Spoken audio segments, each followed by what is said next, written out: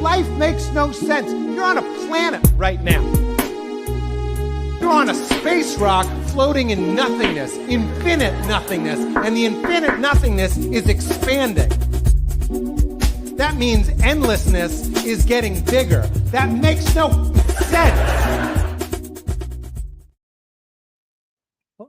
What's happening, everybody? Welcome back to JG's Lounge. That intro cracks me up, man. I don't know why, but it does.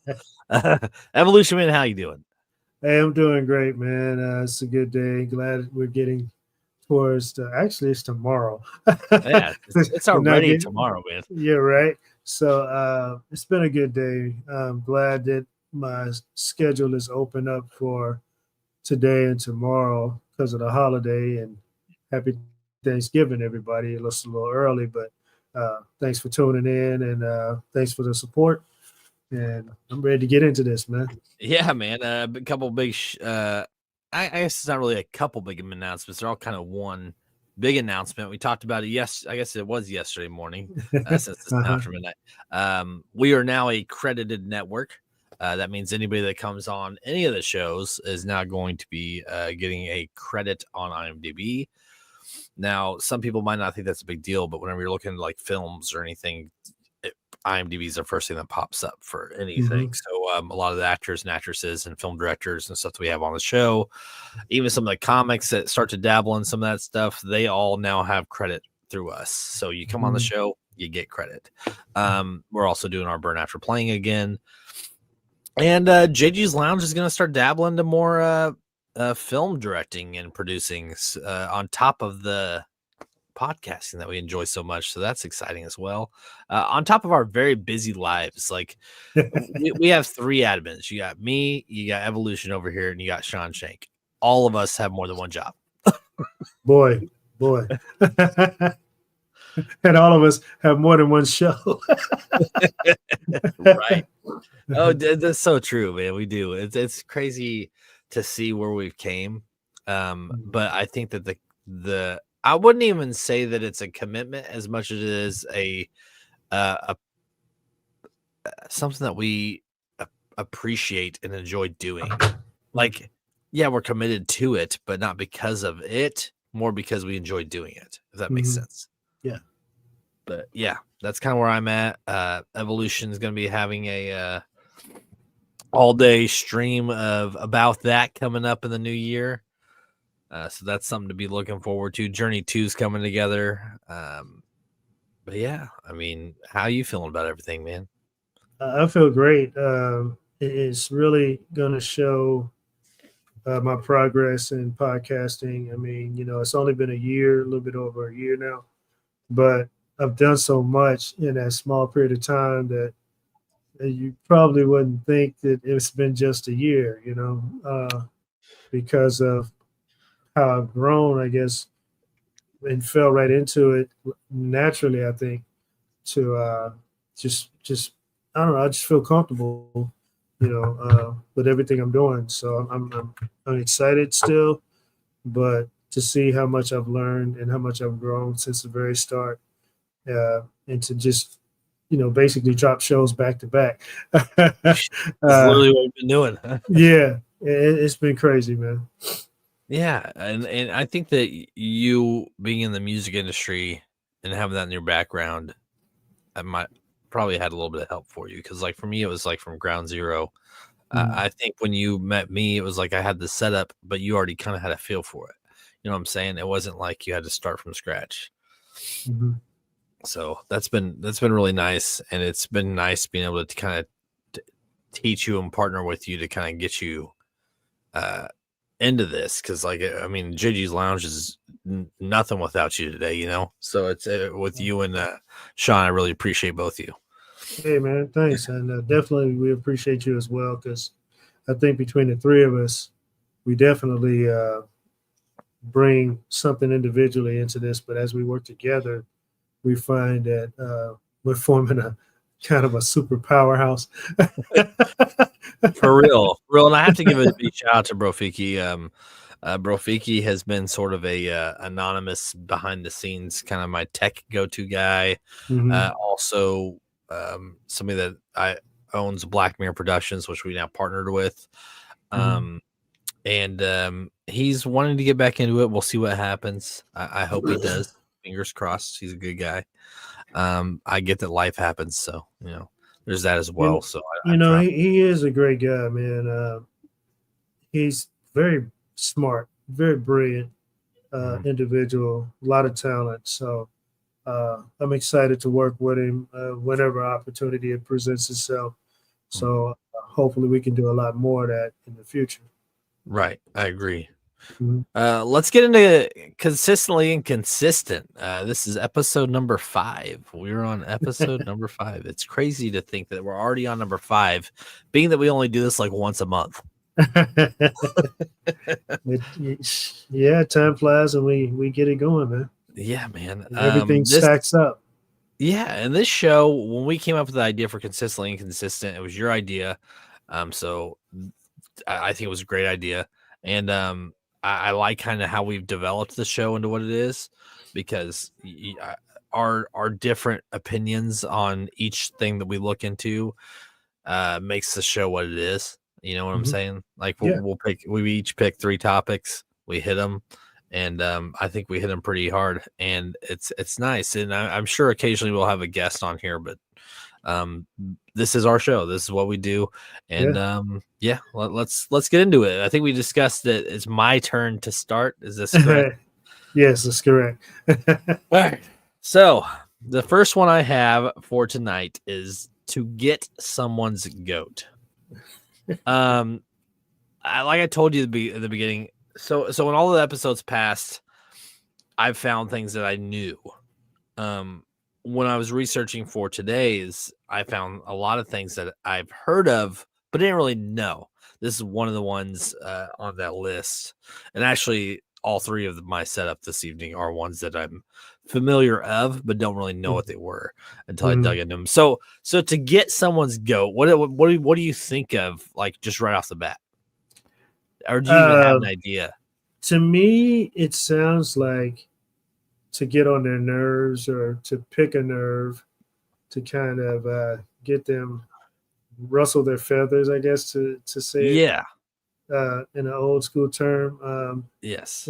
It's just kind of picking at somebody, Right.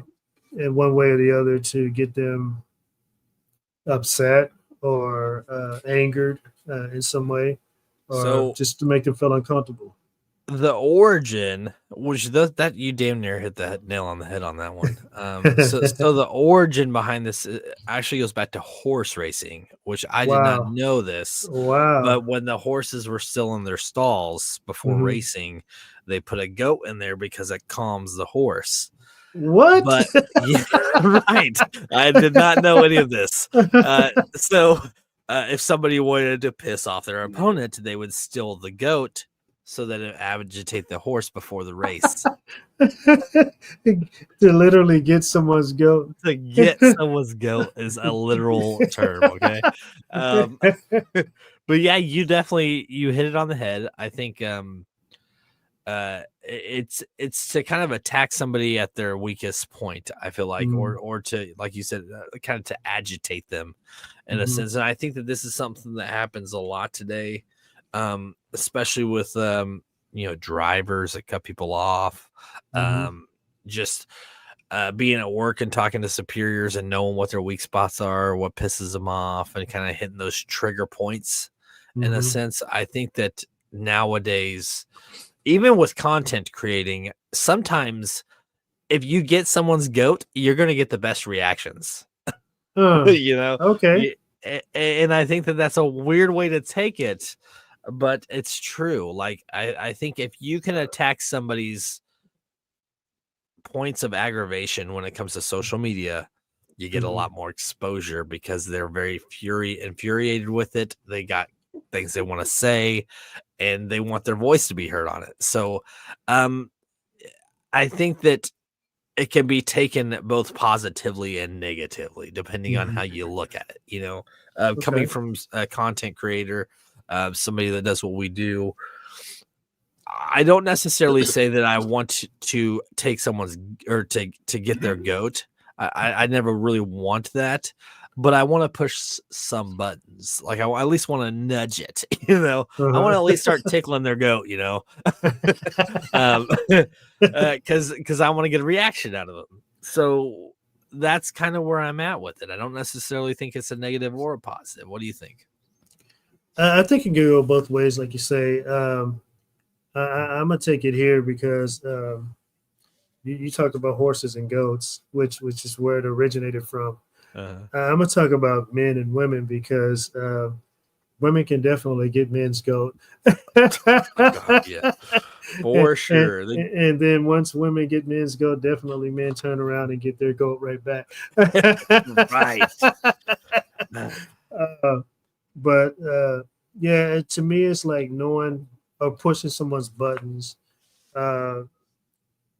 either for fun or on purpose to get some type of negative reaction or positive reaction. Mostly when you getting somebody's goat, it's just a negative purpose in mind, like the original origin of it. Yeah. I don't want your horse relaxed to run the best race. I want your horse to be frustrated so it can be ticked off and run with a lot of anger and aggressive tension. Right. That's it's amazing what people do to win a race, man. Right.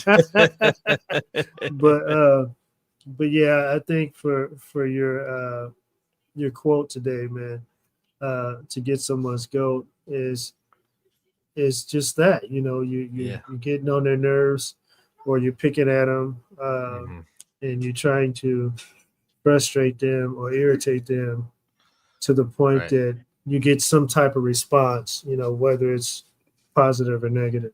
Right. I agree. Mm-hmm. I agree. That was a short one. It is what it is. I guarantee you like 3 or 4 of these are going to last like 10 minutes. So, what you got, man? My first one is break a leg. It's kind of quick and straight to the point, but to me, it's something that people say before they go on stage or go to perform. Yeah.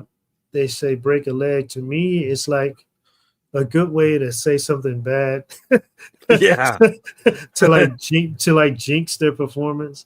To where they get nervous or lose their composure, so you can perform better than them. Right. It's kind of a messed up statement to me because it's said as if it's a positive thing to say, but it's actually not. You break a leg, really? So that's kind of what I get from that. Why would somebody tell someone when they're about to go do something that probably matters a lot to break a leg, right? It almost sounds like somebody's hating on you, right? And they don't want you to do good because they want to do better. So instead of saying, "Hey, do a good job," or "I'm rooting for you," or "Good luck," right, break a leg. Yeah, no, that's exactly like my view on it too. Like, it's to wish good luck with like a bad luck quote. Like it's the weirdest thing. The origin. So I like to look into the background of this stuff. Actors used to perform. Or it says before actors performed, they used to have to stay behind the leg line, which means they did not get paid. So if an actor was told to break a leg, that was actually a comment because they're going on stage to perform, and they're going to get paid. Oh, got it. Interesting. Yeah, it's something I didn't know. How about that? Yeah, if I ever say, "Hey, break a leg" or something like that, in my mind, if I was to tell somebody that, my meaning is to show what you can do. Don't just go out there and do it. Do it with style. Don't you better impress me, or impress whoever it is. It's not just, "Hey, get to work." It's break a leg, like you better put in some effort. I want to see the effort in it. Mhm. So I think there's more meaning to it than just hey, get to work or something. Like I actually have faith in you, or I want to see what you got. Mhm. So it's a compliment with a little bit of pressure added, but it's Mhm. more meant to be a comment, if that makes sense. Yeah, absolutely. So you basically, from your perspective, it's like go all out when you do get that opportunity. Do go above and beyond, or do anything you can to shine Right. and deliver whatever it is you're trying to deliver. Right. And in today's society and being in leadership roles most of my career, um, I think breaking a leg is how you move up anymore. I mean, Mm, there's so many people that want the job. There's so many people that don't want it. So there's an opportunity for you to get it, but you mhm, need to at least show the effort and show that you're worth it in order to get them. Like in order to get to the next step, you have to show me that you're worth it because throughout my management career, my leadership roles, I have terminated people, I have promoted people, I have had to have the sit downs on what you need to improve on. And I think the biggest thing is that the people who don't improve or don't show that they want to do it eventually decide, oh, I'm going to put in for this. They don't mhm, get it because they never had intentions of it or they never mm, worked towards that. okay. So I think the break a leg concept applies to that because if you ain't breaking a leg every day, the time that opportunity comes for you to get that what you want, you don't get it because you didn't show that you wanted it. Boom. Yeah. And I'm seeing that a lot too in the corporate environment. It's like you have a lot of, I guess, chiefs or people who are Indians who want to be chiefs or whatever. Right. Um, let me try to say that better. You have a lot of people who want to move up and be in a position or say they want, they're always saying that they want this, but they're not showing it. You know what I'm saying? Right. Right. And some people can't close that gap or put actions to words. You know what I'm saying? So even when they do get that opportunity to um, to I guess achieve that goal, uh, it's almost like they're they're doing the same stuff that wouldn't work even if they weren't trying. You know what I'm saying? Right. Uh, it's quite pitiful actually Right. to, to see you know what I can't even say to see what is in somebody's mind because it doesn't match. It doesn't pair up. You know what I'm saying? Right. It's like what you say doesn't match your effort. You know what I mean?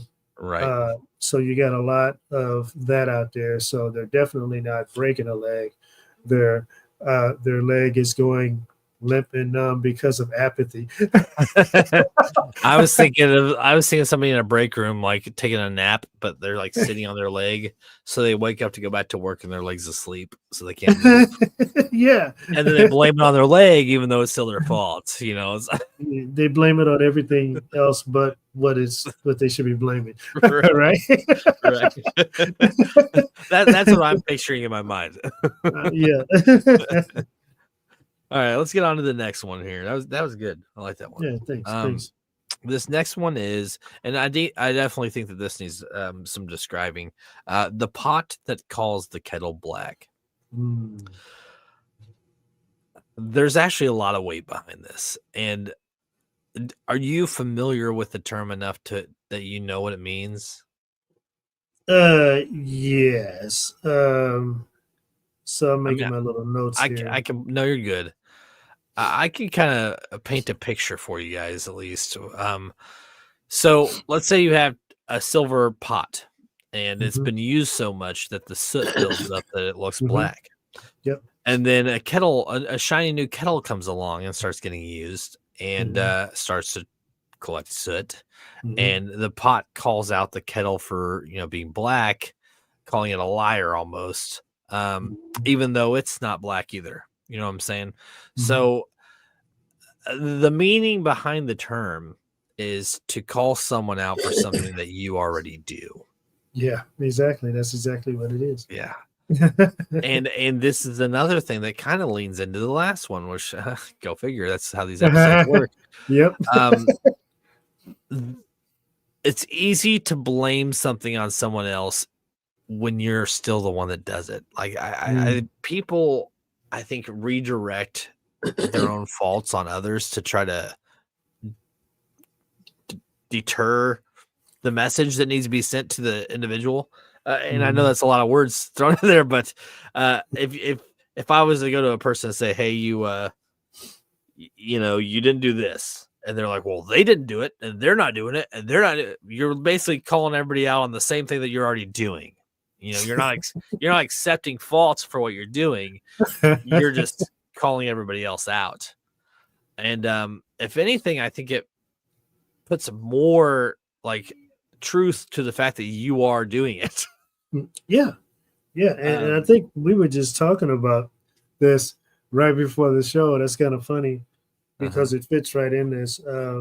When it's someone calling you out or responding to something that you did already in the same manner that you did it, of course you don't like it because it's your medicine that you're dealing other people all the time, right? Which you can't take yourself because you don't like the taste of it, right?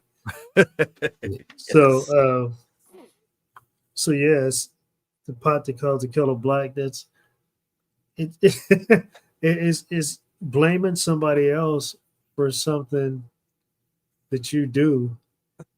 Literally, right. So and you're trying to make it look like they're the bad person or they're the ones with the issue, right? Yes. When you're blaming them for an issue that you're guilty of doing every single day. Yes. So you're just as black as they are. Oh my God. And another, that's so true. And another way to look at it too is that when you have two people with the same mindsets and they have the same problems, they tend to hate each other because of the fact that the other person does the same thing that they do. Even if they're both wrong. Like if you're doing something that you know ain't right, and then somebody comes along and let's say you're cheating on chores. Sure. I found a cheat to get done faster. And then somebody else comes along and they get it done just as fast as you do, and you're like, "Well, you're not better than me." And they start calling them out. That's something that you see a lot these days where people clash that have similar minds. Yeah. And just not that. You want to go ahead? No, go ahead. You're good. And not just that. When you were talking, I was thinking about how mothers and daughters or fathers and sons or even siblings who can't get along because they can't stand each other. But the reason they can't stand each other is there's so much alike. Oh my God. You know what I mean? They have like the same ways that they do things, the same view that they look at things, and they literally can't stand each other or can't get along because there's so much alike. They can't. It's like they're so irritating when somebody else is just as irritating as them, but they don't realize they're hating their own self because they're just like the person that they just can't stand, which is funny as heck. It is, and the funniest part to me is how much of it is out there. Yeah, like there's so many of them, and there's so like you see so many minds that are similar, and it kind of shows. I don't know if it shows strength or weakness in humans. Probably a little bit of both. But I can't. It's rare to meet someone today that doesn't somewhat reflect someone else that you know or have known in the past.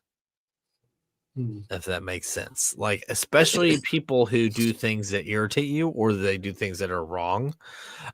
Typically, you can relate them to somebody that you've known in the past or somebody else that does the same thing, Mm-hmm.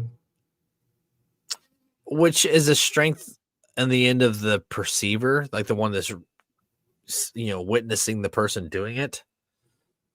It shows a strength in the sense like that we're building our minds around to adapt to the things that we know we don't like or we don't appreciate and we don't enjoy. But it's everywhere, man. You can't go somewhere and not find people that do this. Like it. Well, you mentioned strengths and weaknesses.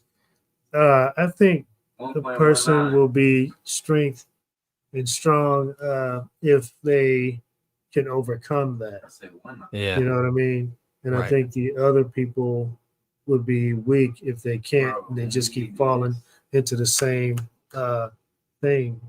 So that's kind of what I got. Right. You're good, man. I can vaguely hear him. We shouldn't be able to hear anything at all. That's the thing. What you got next, man? Is it my turn or yours? The last one was the pot that. Yeah. Okay. I guess it is my turn. Right. Which was a good one. I like that. Thank you. So yeah, we kind of got into that pretty good, and it kind of like it always does refers back to the one before. It definitely rolled into the last one. It's crazy how that works. I know, right? Because we don't get together on this at all. We just pick three and then boom. So my second one is a blessing in disguise, which is kind of almost the same thing as break a leg, because of course there's a blessing, something that's good in disguise, which is something that probably can be perceived as bad. What is that really, right? Right. Yeah. Is it like a wolf in sheep's clothing? I mean, I feel like there's a lot that plays into that. I mean, you lose your job, but an opportunity comes at the same time that's twice as good as the job you just lost. Mm-hmm. You get in a car crash and it wasn't your fault, and you end up getting like a ridiculous settlement to get a better car, which you needed anyways because this car was having issues. Right. So I think there's plenty of examples to fit that statement. Definitely plenty of examples to fit that statement. And I like the examples that you brought up because those were actually good ones. And you mentioned what was that, a job? You lose a job, but then it gives you the opportunity to pursue a better job, which is crazy because if you didn't lose that first job, you'd be still working there doing the same thing over and over again. Right. And I had a situation to where I was just kind of stuck in life, if that makes any sense. Yeah. And I was just on a pattern, I get up, go to work, get off work, run my errands, go home, do my stuff around the house, go to sleep. Yep. Get up, go to work, run my errands, go home, do my stuff around the house, go to sleep. That was it. You know what I'm saying?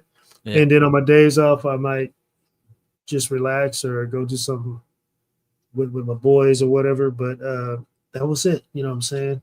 And then it almost took something catastrophic to occur for me to appreciate time, opportunity, life, so that I could just, kind of just live every moment to the fullest, right?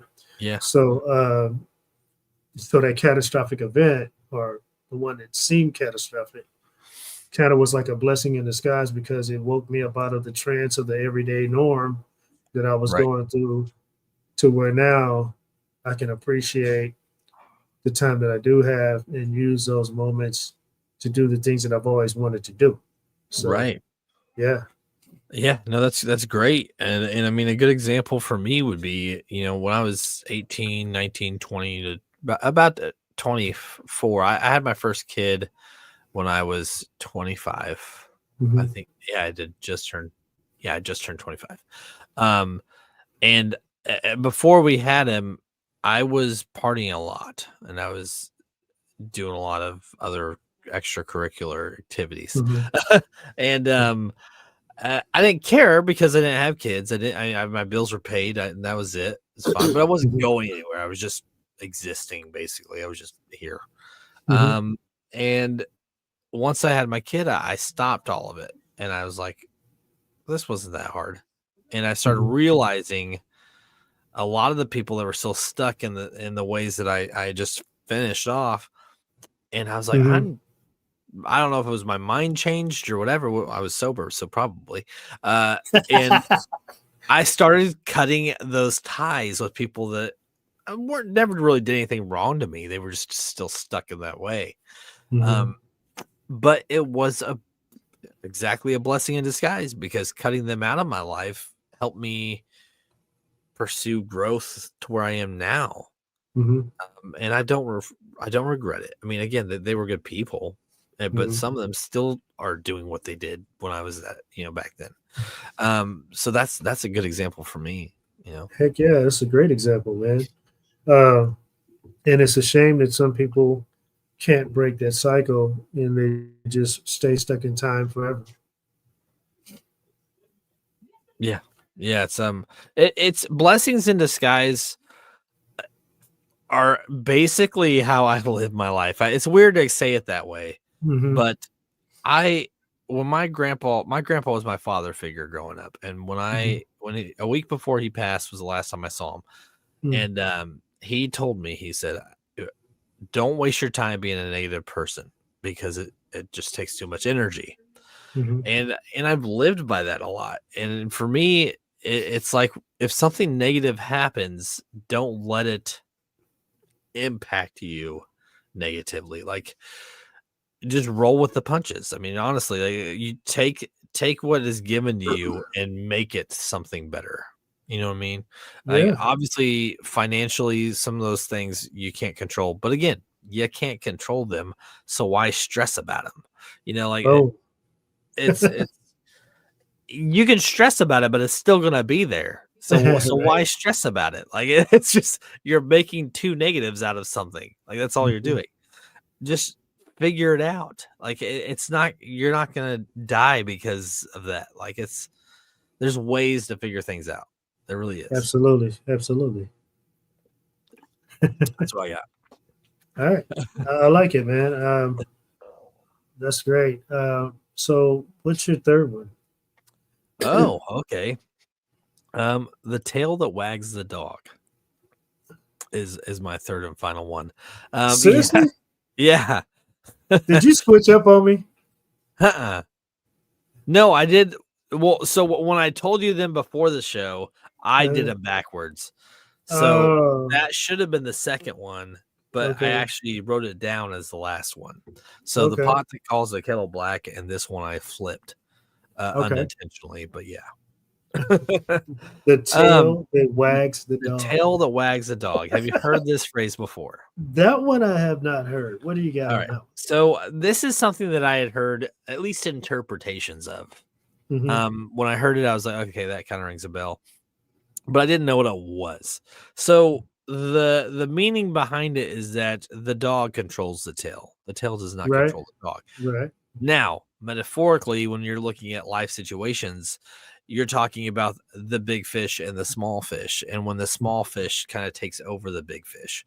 So Mhm. the tail being the small fish, uh, being having more strength than the bigger fish. Mm. Um, and I think that plays a big role even into what we do, like with this network, um, is providing great content, even though there's bigger fish out there that have terrible content. Knowing that we're gonna get there, you know. Um, Yeah. that's just one example. But then you got like corporate businesses that don't give a shit about their employees. You Mhm. get like, Mhm. and then being a small fish that can provide sustainability for their staff and continue to grow and succeed. That's kind of where that plays in with the tail that wags the dog. It's not, it's definitely meant to be metaphorical. It's not meant to actually Mhm. be a direct meaning, but it's Mhm. it's more about being the small guy but showing that you're stronger than the bigger guy. Interesting. The tail that wags the dog. The tail that wags the So dog. this can go a lot of different directions, man. It really can, yeah. I'm gonna go in the direction of business. Yeah. So you have these huge, giant businesses out there that are just the center of the market or the corner of the market. And then when you have some newcomer that's small, they really don't pay them any mind Right. until that small business starts growing, right? Right. Until it becomes a threat to their uh, business. You know what I'm saying? Right. And then once it gets so big, then the bigger businesses or the giants start paying attention and watching and see what kind of moves that growing business is making. Because once it gets such a, to a certain level, then it's going to start taking business from them or overtaking their place in that industry. So they would either try to first buy that business out, and if they can't do it, or if it's too expensive, then they try to do things to shut them out. You know what I'm saying? Right. Yes. So, but I've seen smaller businesses overtake the bigger businesses by coming with something that they weren't really ready for. Right. In other words, so you got the cable industry, right? Yeah. Which is really struggling because of companies like Netflix. You know what I mean? So yeah, right. Streaming. So when streaming first came into play, the cable people were like, we ain't got to worry about them. They're no threat to us. Right. Give it a couple of years, right? Right. So now it's like all those cable networks are trying to create streaming networks because they're getting slaughtered. You know what I mean? Yeah. And So, you get people like Netflix that are buffering every 2 seconds to show you a fight that's the biggest fight in the freaking history of the world. Heck yeah. So the tail that wags the dog is, like you said, you can go a lot of different directions with that. Uh-huh. But it also can be used in like dealing with people, right? So Right. if you can't figure out the right decisions to make, or if all the decisions that you're making, keep spinning you around in circles, then your tail is what, you know what I'm saying? Your tail is taking control of you. You don't have control of your tail. Right. And unfortunately, there's a lot of people out there like that. Right. I think of it like the tail shaking, like viciously shaking the dog, like I'm about to take you over, man. Like that's what I'm thinking of. You got people out there like that, and you wonder what's wrong with the world. It starts with one person at a time who can't figure it out. It's happened here. And you've been here long enough in the city to know, like, there used to be Dillons around here. And then Price Chopper took them over, and they monopolized. Basically, they're like, we're taking this. You can have those smaller towns out west, but we're getting this, because they overtook a Kroger that's a national chain, and then you got Price Chopper that's just in our market. Overtook a national chain and basically booted them out of this major city.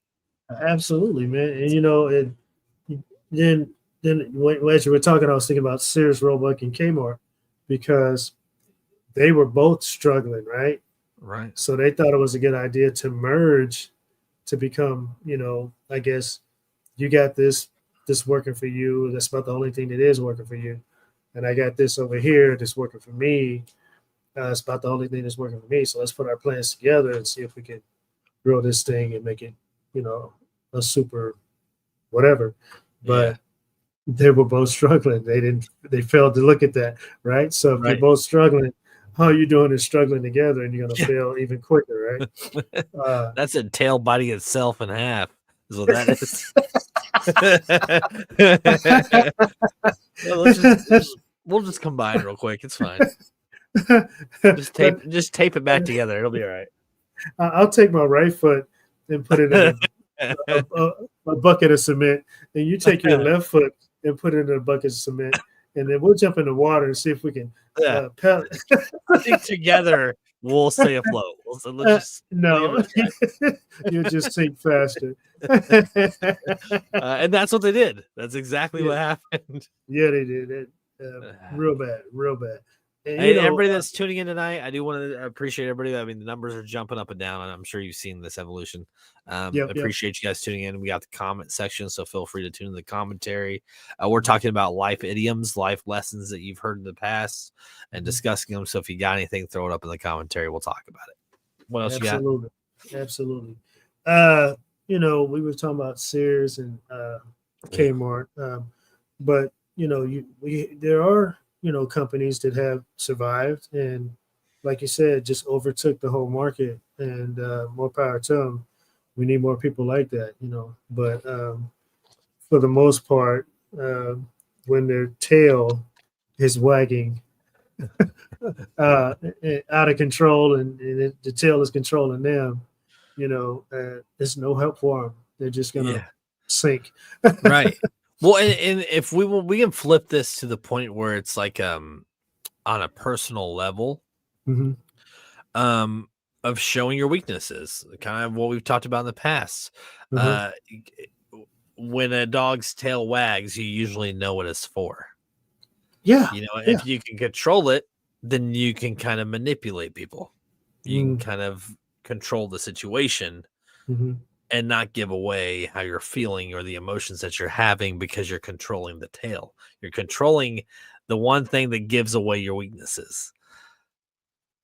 So if you can find those and control them, then you're way ahead of anybody else, man. You can control the narrative, as they say, and where you want to go and the path that you want to go on. Absolutely. Nice. Good one, man. Good one. These are great. Yeah. And we got people popping on and off. This is great, man. What you got next? My final one is cost an arm and a leg. So I like this one because it really fits no matter what time frame it is and what's going on, because things are continually rising in cost. But I think it sends the extreme message as to how much how expensive things have gotten when you make a statement, it's going to cost me an arm and a leg, which is a strong percentage of their body. It's basically paying a lot more than what you should be paying for something, and what is worth or what its value is. Right. I'm reminded of those so-called value meals that came out at McDonald's years ago, when you got a lot more then than you do now. And it was like, what, $2.99? And then they got greedy and they went up on the price. So they was like, well, you can upgrade. You can get a medium-sized fry and you get a medium drink. It costs you a little bit more. And then they got more greedy. They said, well, you can upgrade to a large fry and a large drink. Next thing you know, you're paying $10 for something that used to be $3, right? A 4-piece nugget and a drink and some fries. Yeah, and now it's a lot smaller. So they're increasing the price and they're cutting back on what you're getting. So it's definitely costing you probably an arm and a leg and 3 fingers, and 2 toes. And this is a good example of this would be your vacuum broke. Okay, let's just go with something simple. But a vacuum today still costs upwards of $100 for a mediocre to mid-grade vacuum. But here's the kicker. Hold your thought. Here's the kicker. It costs more to repair the broken vacuum than it does a brand new vacuum. Right. That's insane, right? It is. It's ridiculous. So that's how inflation has really turned itself upside down, when it costs more to repair something than it does to buy a new one. That's ridiculous. Yeah. No, it is. I mean, so you got a vacuum that's not working great, and you're like, well, I just can't afford it right now. Mhm. And you're strapped on cash, and you go to the store and you see one's $150 off, or it's $50 off, Mhm. and you're like, ugh, I really can't afford it, but that's a damn good deal. So you buy it, and then you struggle for the next month to make up for the fact that you just bought a vacuum. You know, Mhm. Yeah. that's costing an arm and a leg. Like you're stumbling around for a few weeks to make up for what you just paid for. You know what I mean? Or let me do a flip on that, because sometimes when you don't have the money to pay cash for it, then you find a way to do payments, right? I mean, Walmart So used to do that. yeah, but the thing of it is, when you do make payments on these things, you end up paying like 4 times more than what you would have paid if you'd have just paid cash for it, right? Right. Yep. So it's going to cost you 2 arms and 2 legs. 2 arms and two. I'm gonna take your kid's leg. I'm gonna take your wife's leg. Actually, I'm gonna take your dog's leg too, and I'm just gonna hold on to him until you pay me off. All right. Oh my goodness. Yeah, but uh yeah, that's costing an arm and a leg, man. Everything It's today, crazy. everything costs an arm and a leg, man. I mean, Yeah. I can't feed my household for less than like $30 for a mediocre meal, upwards of 50 to 60 for like a good 3-course meal, like a decent three Yeah. course meal. I will say $40 to $60, depending on what you're Mhm. eating, but that's for just one meal. That's not 3 meals. I mean, you're supposed to eat 3 meals a day. That's not Yeah. snack. It's crazy. A Yeah. good dinner for us costs us anywhere between 40 and $60 to feed us. Yeah, which is crazy. But you take that 40 or $60 to the grocery store and you can eat for a week, right? Right. Right. Yeah. Right. Yep. But It's all let about me go ahead. Go good. ahead. You're It's good. all about what? It's all about how smart you are with the money too. And I think that's kind of where like we kind of play into the tail that wags the dog in a way, is like all these fast food restaurants. There's so many of them on every corner Mhm. that it's very easy to be on your way home and be like, well, I don't really want to cook. Oh, we're here. Just come spend $12 and get one meal, but Yeah. it's ready. It's ready for you. You don't have to Mhm. prepare it when you can go spend $12 and feed your family. Yeah. Right? So I'm gonna spend it. You were talking about like food and things of that nature. I'm gonna talk about services, because I think Mhm. that's even more ridiculous today, especially when you can do stuff for free for the most part if you pay online or pay through electronical sources or whatever, Uh-huh. electronic payment and whatnot. But when you get like somebody to on the line to help you pay it, they're gonna charge you what, $10 to Yeah. make a payment. Or if you go into the location to pay cash, they're gonna charge you to make a cash payment as opposed to a credit payment over the app. You know what Right. I'm saying? Uh-huh. This to me, they have just lost all hope when it comes to doing what's best for the customer, right? Oh, yes. I got a So they, perfect example. We can keep going. yeah, yeah. So I think everything is lost right now when it comes to businesses. That's why they're struggling so much. That's why they can't keep people on their payroll. Uh, when they do hire people, they don't want to come to work because it's all crap. Right.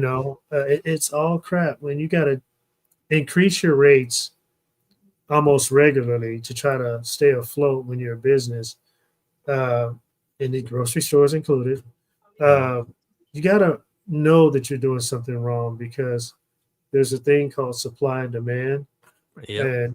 and customers have full control of that. Uh-huh.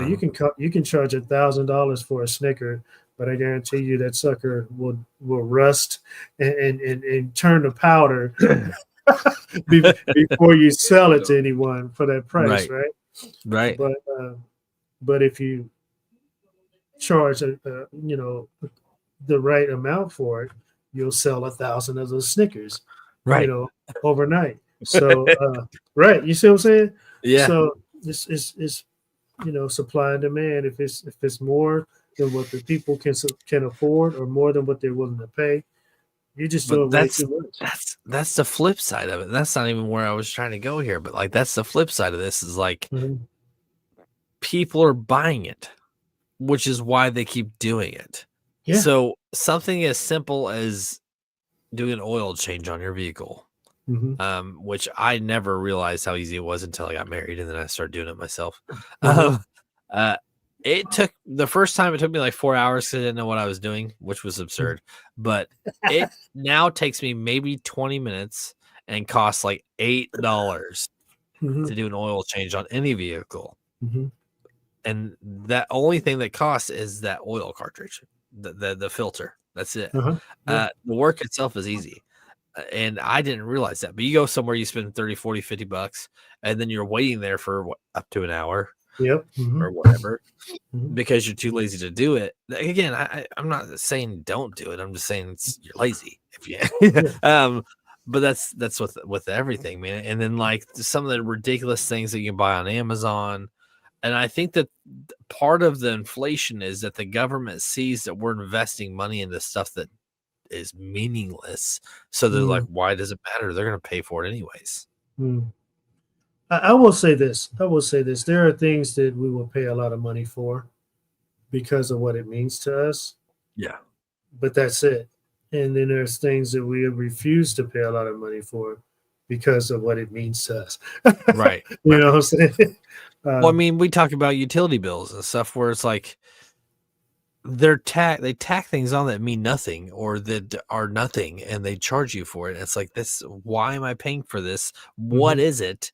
And they just do it and they think, well, everybody else is just paying for it anyway. So and it's happening every day, man. It's absurd how much it's happening. So for this to be Mhm. the last one is a great point because I think everything costs an arm and a leg today, man. You can't do Yeah. anything. I mean, you look at when I'm working and I know Mhm. that I'm getting paid, I'm thinking, where's that money going to when I get it? It's like Mhm. I know that everything's expensive, so it's like I gotta prioritize what's more important to pay this time, the next time. I mean, Mhm. because it all costs something. Yeah. It's crazy. Yeah. And then there's the value. There's things that hold Mhm. in value like diamonds or Lamborghinis or elaborate homes. Yeah. You My expect to my put it beautiful library back here. I mean, it looks great.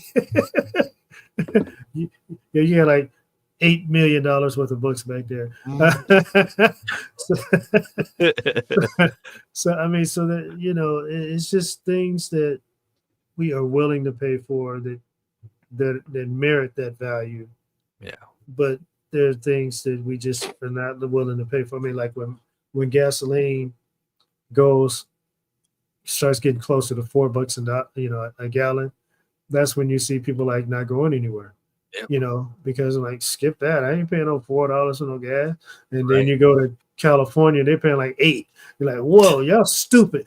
Yes. They're like, well, this is actually a good deal. You're like, nah, I'm going back home. Yeah, right. or you drive across the water to Missouri and save 10 cents on a gallon. You know what I'm Right. saying? So I've done it. I've done it. yeah. Yeah, so people will find a way, man, Uh-huh. because they have to.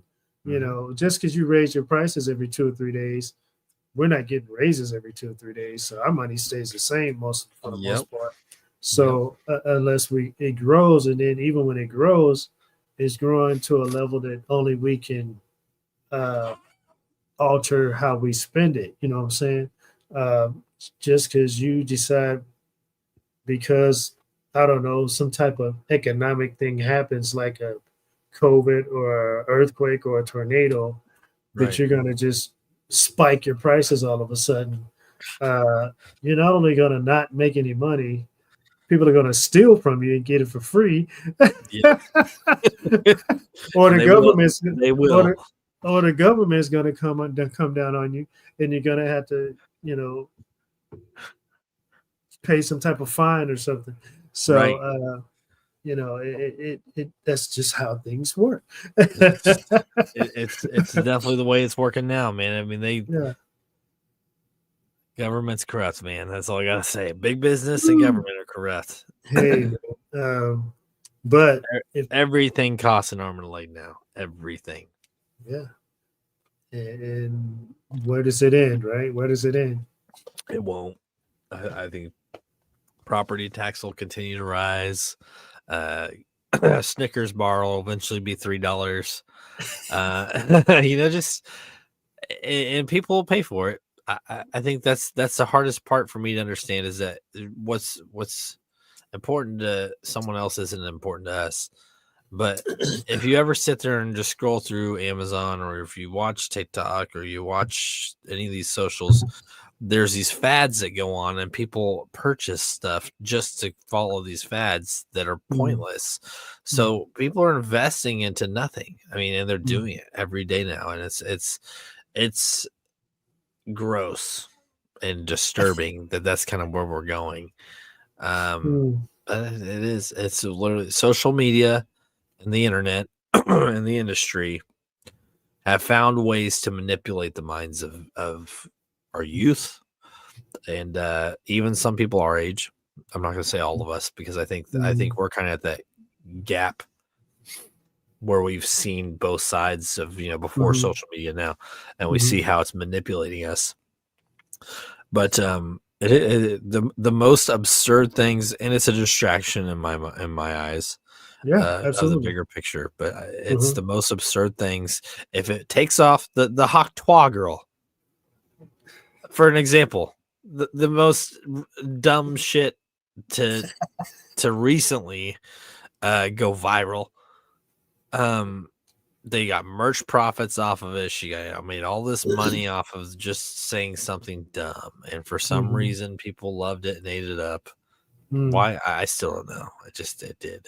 And that's what I'm saying. That's where millions or hundreds of thousands and millions of dollars are just getting funded in this stupid crap like that. And the government's like, well, if they're paying for that, well, you can just bump up their bills and they're not going to do anything. Well, I'm going to go here, man, because you're saying a lot. Actually, it's making way too much sense. But it's reminding me of stuff that I've encountered just this past week. Dave Ramsey was talking about, he had an episode where he was just talking to millionaires, like literally people who are millionaires nowadays. And he was asking them what they did to become a millionaire.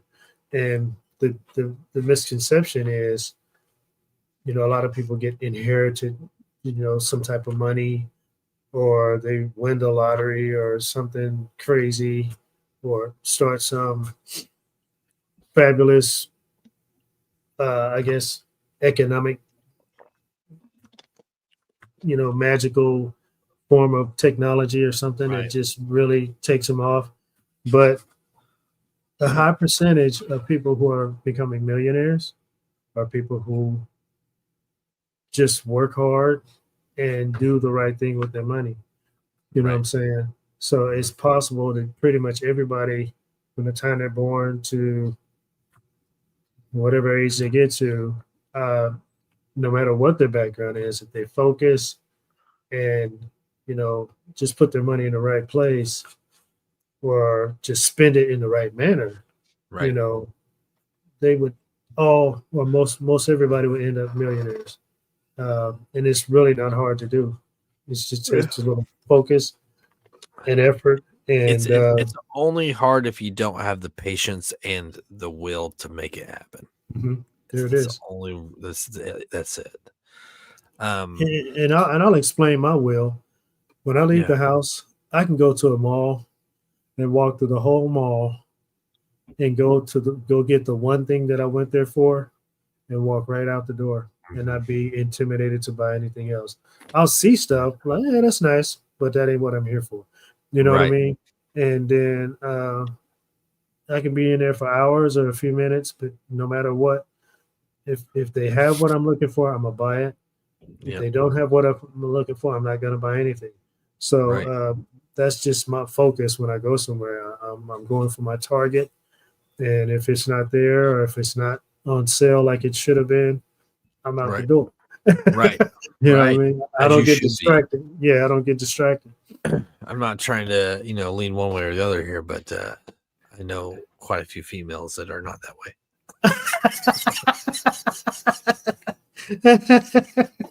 I'm just saying. Okay, don't beat me up, people. I'm just making this. These are facts. But it's so cute, and it's $20 off right now. And if I buy 5, they'll give me another $2 off. Oh my Yeah, but you're God. still paying more. Yeah, but it's cheaper. No, but Oh. you're still paying more. But, But I really want it. The funny thing about that is they won't even be going there with a target to get anything.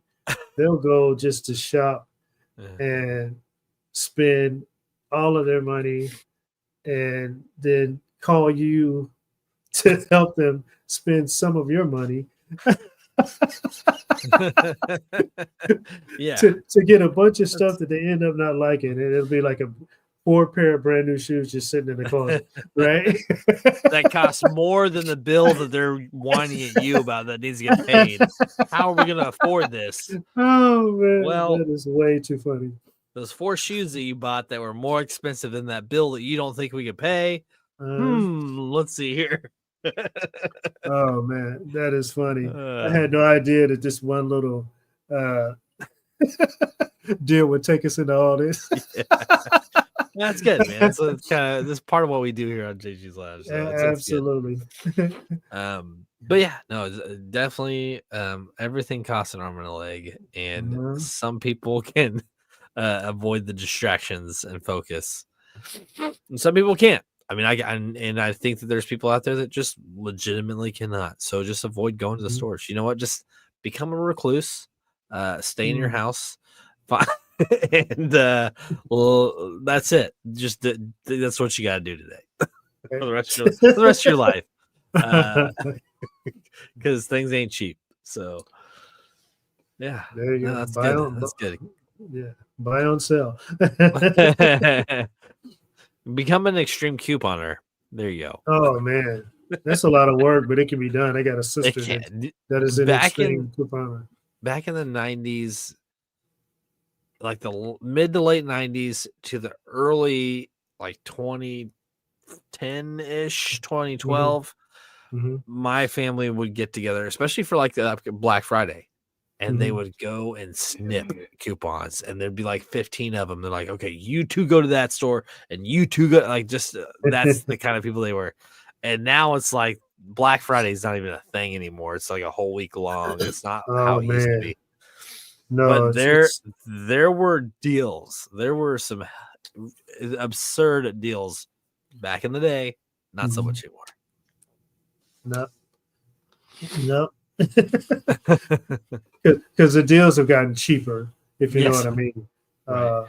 And the quality of the product, like the stuff that you're getting deals on, is not worth what it is. No, not at all. That's why they're trying to sell you some type of what is it, warranty? You're buying like a video game or something that you would never think that you would have to buy, like a service plan or anything like that for. Well, for $2 extra, you can get 6 months or 2 years. I don't know. It's crazy, man. You remember when cell phones actually had batteries in them that you could replace the battery for $10? I do. Now they made it to where you have to replace the phone. There's no way to access the battery. For $1,500 or more. Yes. And if you turn in your phone, we'll give you a little bit of a credit. Oh, dude. So they can take all the parts and make another phone. Right. God, it's insane. I miss being able to swap out a battery. I remember doing it quite often. You know, I mean, those batteries weren't the best, but it was a lot cheaper than buying a new phone. Yeah. But yeah, I mean, that's just kind of the way things are going. I think headphones, they don't even have headphone jacks anymore. You know, like those are going away. Like now everything's just Bluetooth. Right, exactly. Which is they're phasing everything out. That's it. They phase stuff out and charge you way more than what it's worth. Right. I would like to say this was a hell of a 5th episode for Consistently Inconsistent. What do you think? I think we did real good. I'm liking it, man. It's getting better and better. Yeah. We always manage to hit that 1 hour mark, which is just, I mean, it's great, man. It just means that we flow. It feels good. And It's fun to talk about this stuff because it brings up, examples, and then it triggers other examples, and then it just kind of, some of them are real quick, but then you get these last one that lasted 25 minutes. So Right? it's good, man. I'm glad that we came up with this topic or this show, and I'm excited for the next one, even if it is 3 or 4 weeks from now. Right? We'll get to it. Yeah, we'll get to it. We got a lot of things we're doing, a lot of big things, and it feels good. And yeah, I'm excited to see where this network goes. And we've had a lot of people tuning in tonight. I don't think I could do midnight episodes all the time, but it's nice to see that we're getting a lot more of a fluctuation in views this late at night. And this isn't even like a promoted show; it was just on a whim. Absolutely. And so we appreciate you guys for tuning in.